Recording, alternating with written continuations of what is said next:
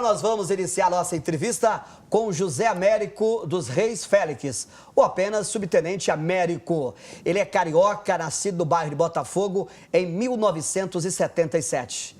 Em 2005, foi classificado na Academia Militar das Agulhas Negras, onde ele pôde aplicar todos os seus conhecimentos e experiências na formação dos jovens cadetes do Exército Brasileiro. Em 2001, foi classificado na tradicional 18ª Brigada de Infantaria de Fronteira, sediada em Corumbá, Mato Grosso do Sul. Além disso, ele ainda está no 9º semestre de Direito na Universidade Estadual de Santa Cruz, UESC. Subtenente Américo, boa tarde para o senhor. Quanto tempo o senhor está em Itabuna e como foi sua experiência à frente do tiro de guerra 06007? Bem, eu estou há 2 anos, né? A nomeação de comando são 2 anos. E a experiência é maravilhosa, né? Você poder ter a possibilidade, né, de ajudar os jovens, né? De ajudar diretamente os jovens de forma concreta, assim, você mesmo poder definir o que você quer fazer, assim, é espetacular, né? Assim, eu nunca me vi numa situação dessa na minha carreira, então está sendo muito gratificante. Qual a importância do tiro de guerra para os jovens que se alistam e para a própria comunidade? Bem, o tiro de guerra de Itabuna, ele é tradicional na cidade, né? Ele está aqui desde 1946, né? Ele já tem uma história muito bonita. E, assim, ele pode ajudar, o jovem, né, ele tem essa ânsia, né, por querer ajudar, por querer ser útil, né, por regras, que a gente acha que o jovem não quer regra, mas ele quer alguém que cobre ele ali de horário, né, de roupa. E, assim, eles se valorizam, ele se vê numa situação de importância, né, que o jovem ele se sente muito desvalorizado também, eu percebi isso ali.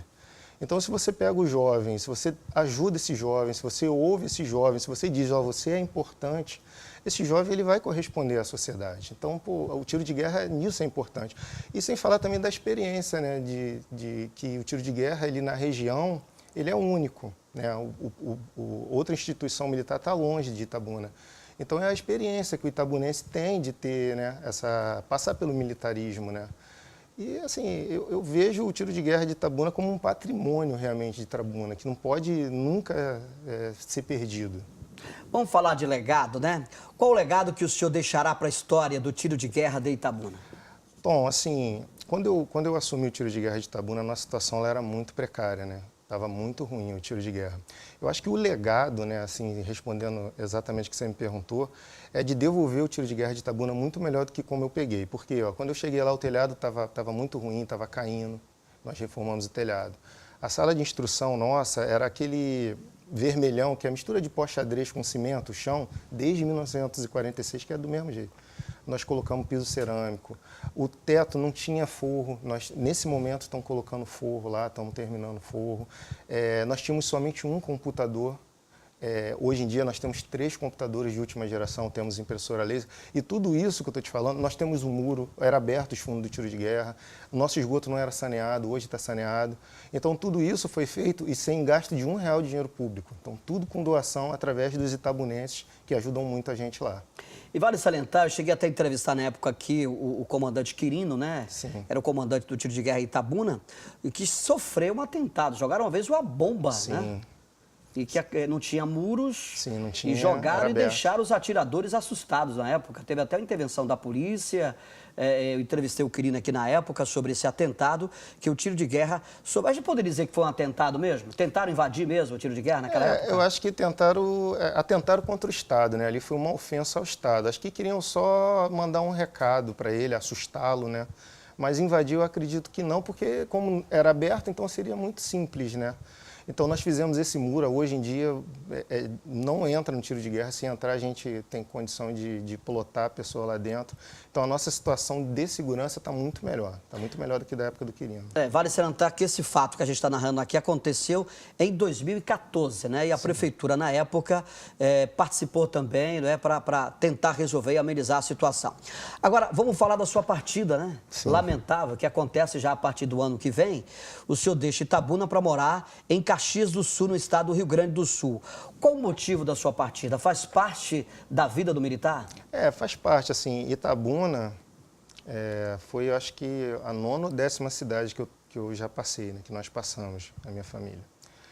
Assim, nós gostamos muito de Itabuna. Assim, a minha esposa, a família é de Itabuna. Nós viemos para aqui já com esse propósito dela rever e conviver com os parentes de Itabuna, né?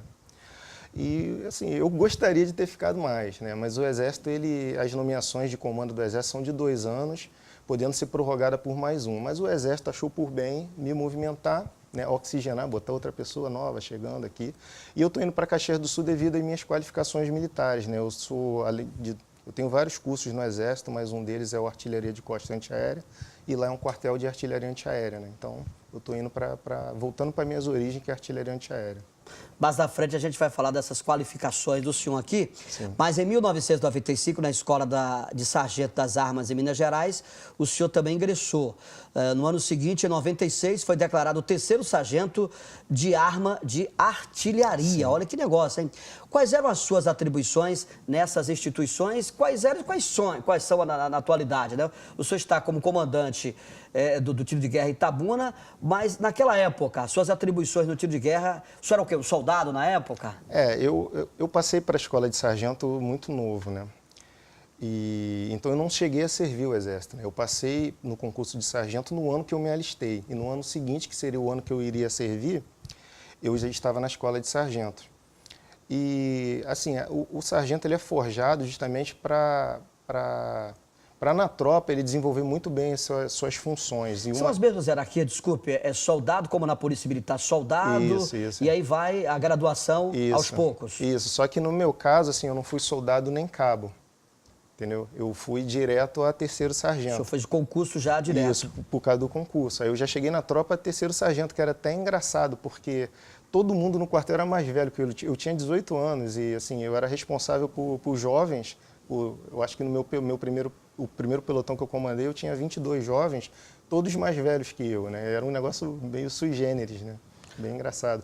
Assim, as funções, elas mudam, né? Conforme você vai ficando mais antigo, você vai assumindo outros cargos, né? No caso lá, o meu cargo era de 3º sargento. Eu era chefe da seção de topografia do 8º GAC paraquedista.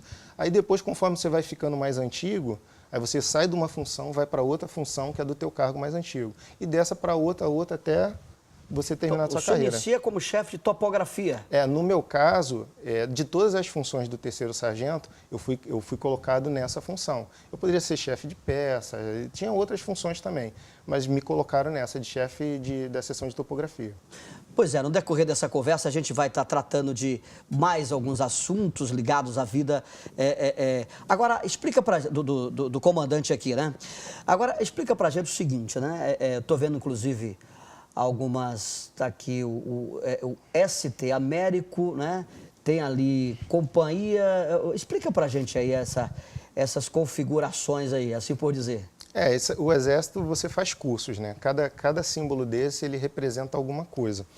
Esse aqui é o que eu te falei a respeito que me habilita a ir para Caxias do Sul, que é o curso de artilharia de costa antiaérea. Ah, tá. Aqui é o nome normal, né? A ST é a minha graduação, que é subtenente, né? Esse curso aqui de cima é o meu aperfeiçoamento, que a gente, quando a gente chega à graduação de 2º sargento, a gente tem que se aperfeiçoar. Então esse aqui é o meu, que a gente chama de CAS, que é curso de aperfeiçoamento de sargento. Esse outro aqui é um curso que eu fiz em Brasília, que me habilitou a trabalhar na área de inteligência, que é o curso de inteligência do Exército. Aqui aqui onde eu estou lotado, porque apesar de eu trabalhar em Itabuna, eu sou lotado lá em Salvador, no comando da 6ª Região Militar, que é sediado em Salvador. E essas aqui são medalhas militares, né, que com o tempo você, né, os merecedores recebem. Um outro detalhe é o uniforme, que tem que estar, claro, passadinho, mutuado, coturno no sapato tem que estar limpo. Sim. Tudo isso faz parte da regra militar. Faz parte da regra. Quando a gente entra, a gente já se cobra, né? Não precisa ninguém cobrar. E, assim, por isso, voltando àquela tua pergunta, respondendo, assim, o jovem, ele gosta também disso, né? Então, ele gosta de estar bem fardado, ele gosta de ser visto fardado e bem fardado. Então, essa disciplina, ela faz parte do meio militar e o jovem, ele se adapta tranquilamente e gostando muito disso. O que mudou no Exército Brasileiro? Porque quando eu falava antigamente no Exército, as pessoas diziam assim, olha, vixe, o negócio é complicado. Mudou alguma coisa?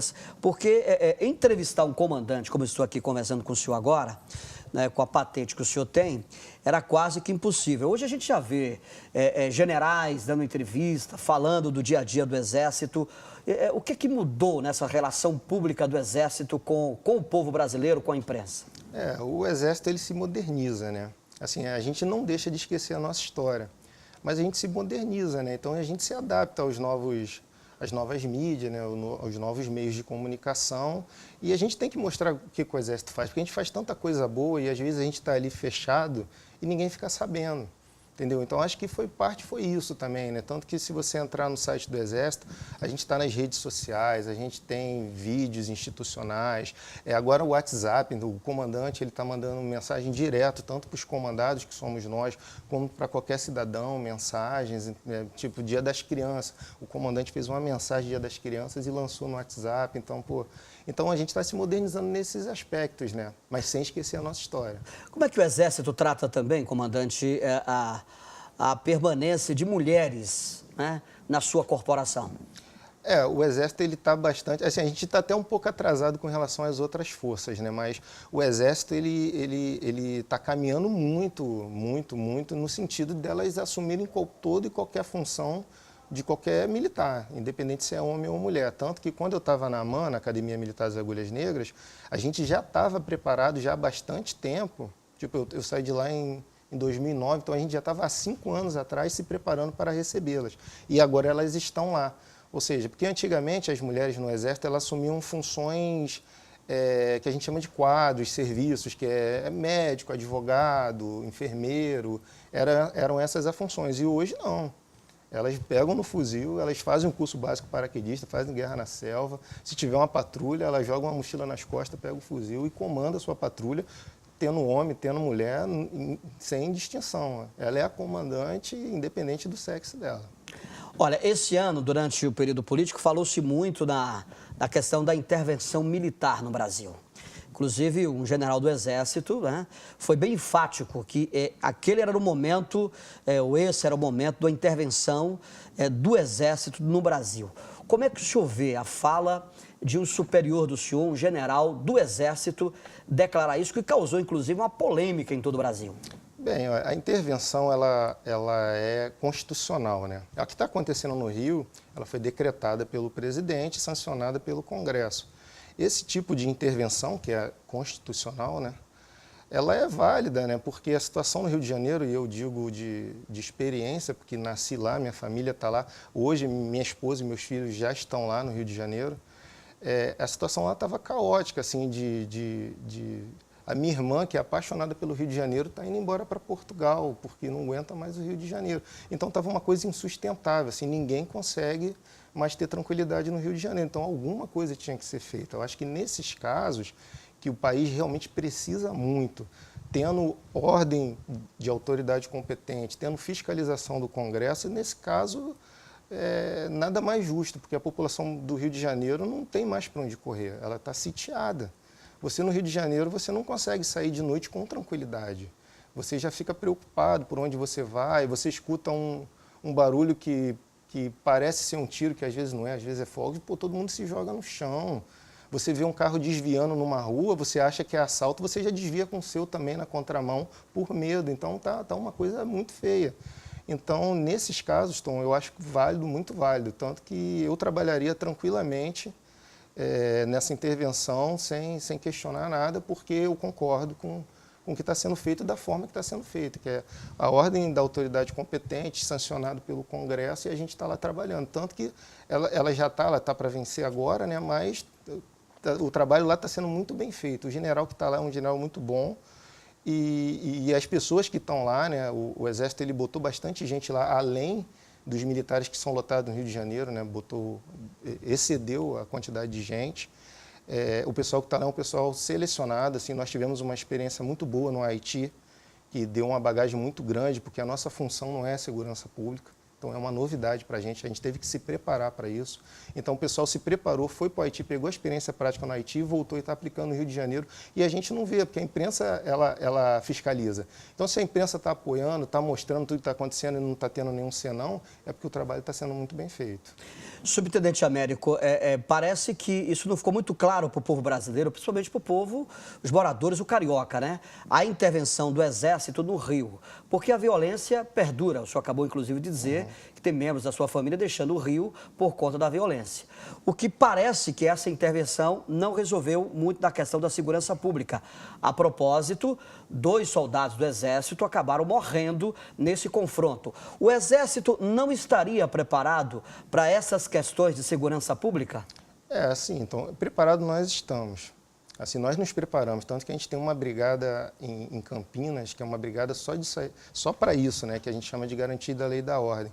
Só que é uma missão muito complicada. Assim, eu que trabalhei muito tempo na área de inteligência, eu passei 8 anos na área de inteligência, eu sei que é muito complicado, é muito complexo, é um trabalho muito difícil. São muitas variantes na equação para você lidar. Assim, a gente está preparado, a gente tem muito boa vontade para fazer, mas o trabalho é muito difícil. Né? São anos, né, de ações que deixaram de ser feitas, que culminaram nessa situação que o Rio de Janeiro está. Então, assim, o trabalho é muito árduo, não dá de uma hora para outra a gente resolver.